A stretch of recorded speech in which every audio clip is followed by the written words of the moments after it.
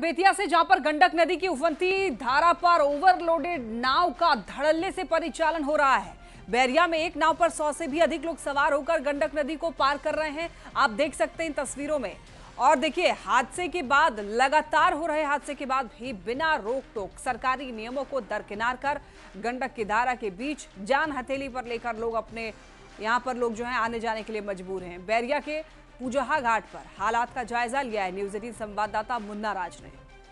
गंडक नदी के जलस्तर में एक तरफ उतार चढ़ाव जारी है तो वहीं दूसरी तरफ इसमें नाव का परिचालन भी धड़ल्ले से हो रहा है। और बरसात के दिनों में नाव के परिचालन पर सरकार की ओर से पाबंदी है और सिर्फ सरकारी नाव को ही चलाने का निर्देश प्रशासन की ओर से दिया गया है। लेकिन हम सीधे तौर पर आपको गंडक नदी की एक तस्वीर दिखाने की कोशिश कर रहे हैं। देखिए किस तरह से ओवरलोडेड नाव का परिचालन हो रहा है। और बैरिया के पूजहा घाट की यह तस्वीर है।